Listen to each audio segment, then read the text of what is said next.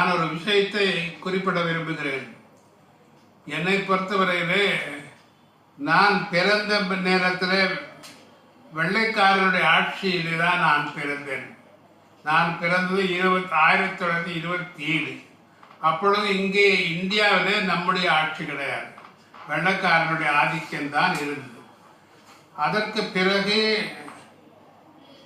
2வது உலகப் போருக்கு பிறகு அங்கே ஒரு நல்ல மனிதன், அங்கே லேபர் பார்ட்டி பிரைம் மினிஸ்டராக இங்கிலாண்டில் வந்தார். அவர் பேர் கிளமெண்ட் அட்லி.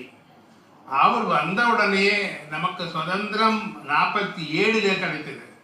ஆனால் நமக்கு சுதந்திரம் கிடைப்பதற்கு முன்பாகவே 45 இறுதியில் 46 ஜனவரியில் இங்கே எல்லா 11 மாகாணத்துக்கும் தேர்தல் அறிவித்தார். அப்பொழுது நான் கீழ்ப்பாக்க மருத்துவமனையிலே கல்லூரியிலே மாணவனாக இருந்தேன்.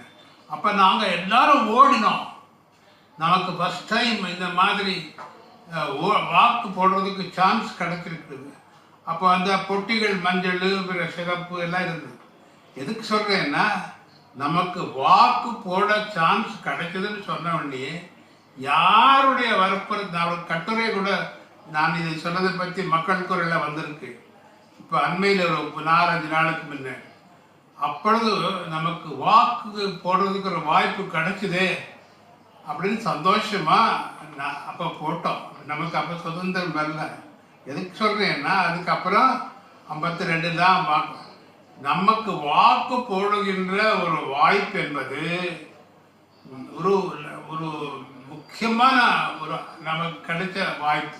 நமக்கு சுதந்திரம் கிடைச்ச மாதிரி வாக்கு போடுவது. ஆகவே இந்த கட்சி என்பது முக்கியமல்ல, ஒவ்வொரு குடிமகனும் யாருடைய வற்புறுத்தல் இல்லாமல் தன்னந்தனியாக போய் வாக்குச்சாவடிக்கு சென்று ஓட்டு போடுவது அவருடைய கடமை.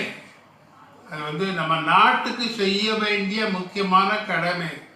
நாட்டுப்பற்றுடைய எல்லாரும் இதில் நான் இந்த கட்சின்னு கூட சொல்லலை, போய் வாக்கு போட வேண்டியது அவசியம். ஆகவே இந்த உணர்வு நாம் மக்கள் மத்தியில் தட்டி எழுப்பி ஒவ்வொருவரும் ஒரு 95% மேலே வாக்குகள் பதிவாயிருக்கின்றன என்று வந்தால்தான் உண்மையான ஜனநாயகம் வரும். இல்லைன்னா மைனாரிட்டி ஜனநாயகமாக மாறிவிடும்.